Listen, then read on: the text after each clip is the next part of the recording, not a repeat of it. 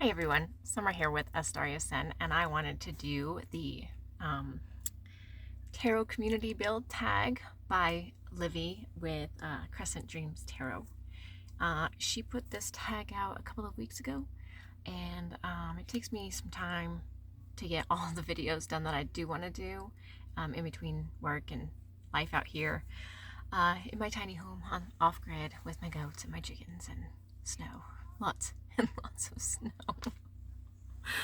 But I wanted to go ahead and do this tag because it seemed really fun. I'll try to make it as quick as possible and give you kind of details about me and my life, I guess. I have answered some of these questions like off and on throughout my YouTube time. I've had my channel for 4 years as of February, so in some form or another I've probably answered most of these questions, just not all at once in one single tag probably. So you might hear some stuff that's familiar if you've been on my channel for a while, and if you're new to my channel, hi, you get to know me here real quick in just 10 questions and then a lightning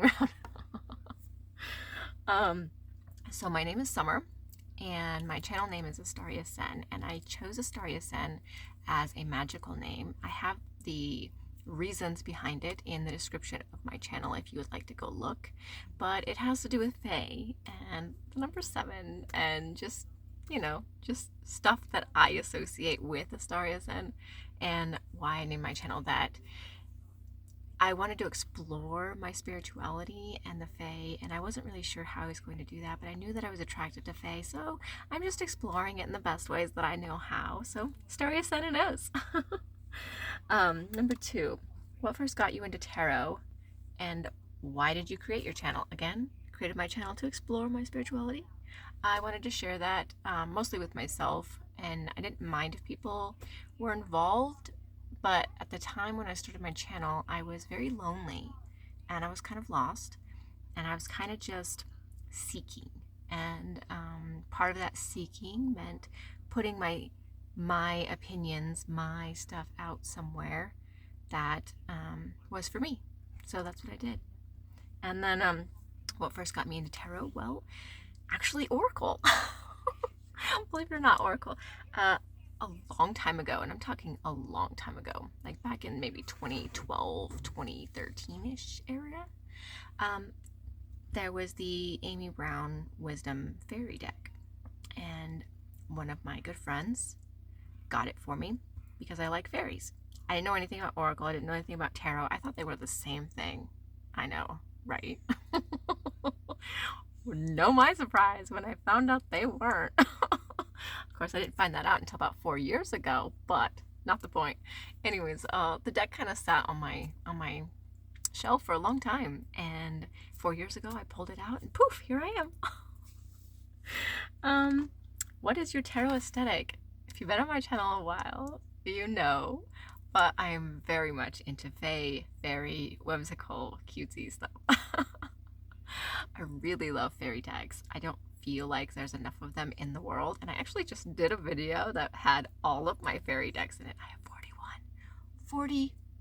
Can you believe that? Oh my gosh. So yeah, you can go back on my channel and see that too. It wasn't that long ago, really, just a couple videos ago. I mean, if you're watching this in March of 2023. What tarot system is your favorite?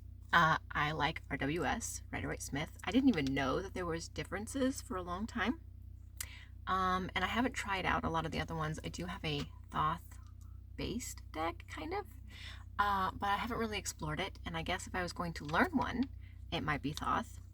I am so not interested in Marseille, or, I mean, maybe I'm kind of a little bit interested in Lenormand. Maybe a little. Okay, 5. Top 3 major arcana. Okay, so these are my top 3 major arcana. I enjoy the moon. I'm very much moon orientated. I like doing my spirituality via the moon. I like my moon water.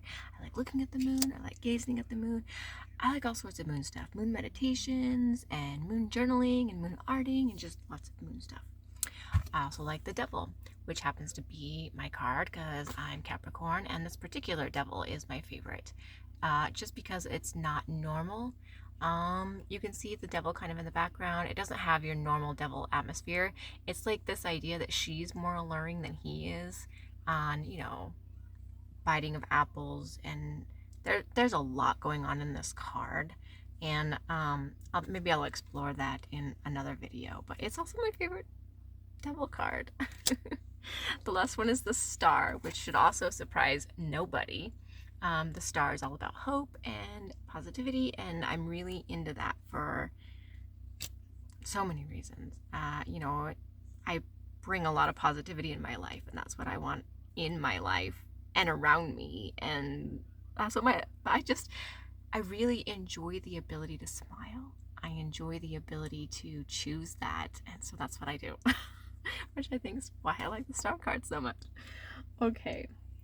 Your favorite suit of minors and why? Okay. So if you didn't get the, you know, the drift from the star card, you know, it's cups. Cups seem really positive to me. They just have more uplifting. I do know that there's a lot of emotion based around them.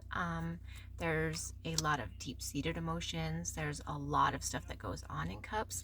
But for the most part, I find cups to be the most uplifting minor in the deck. Pentacles is it kind of seems stressful to me. Wands, there's that really fiery creative energy, which is great, but still it kind of comes off a little stressful to me. And then swords is super stressful. Like, oh man, that's so stressful. So yeah, I'm very much cups in my minors. I like cups for my minors. They just bring that kind of positivity that I enjoy in my life right to me. Easy peasy. All right. Which of the court cards would you consider as your significator? That would be the Queen of Swords. And does that surprise you? It kind of surprised me, but not at the same time. I have a very rough history, a rough past, and my life now is good, and I've made it that way, and I've chosen to do things to provide that for myself. But it wasn't always like that. And I'm 41 now, believe it or not. My kids have grown up, and I have been through some shit. Okay, I don't talk about it. I don't explore it with people. It's in my journal only, and this queen just, you know, she's holding the butterflies, and she's one of my favorite Queen of Swords too. You know, it's that idea that you have transformed into something, and you've been through the things that created that transformation and brought you out to the other side, and this beautiful butterfly, you know, comes out of all of the wear and tear and horror that sometimes is involved in that. So she's my queen. Okay. Is cardstock a big deal for you? So cardstock is only a big deal for me in regards to my hand size, which are tiny, by the way, like 4 inches. I'm a tiny person.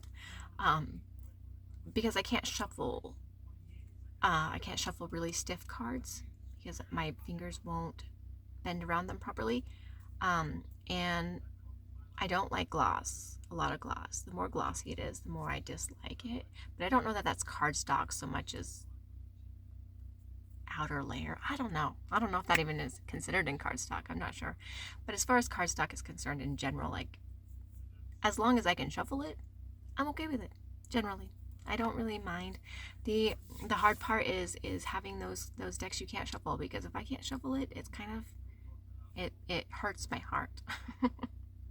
Because I could really like decks and not be able to shuffle them, which I have decks that I can't shuffle because they do not shuffle well, especially with my little tiny hands, and it just breaks my little heart. Okay.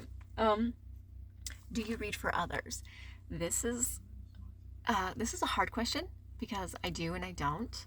I don't professionally read. I don't read for money, though many people have tried to encourage me to do so. As a matter of fact, just like yesterday, one of the people I know in town was very interested in me reading cards for them and doing it professionally at the local holistic fair, but I'm not ready to do that.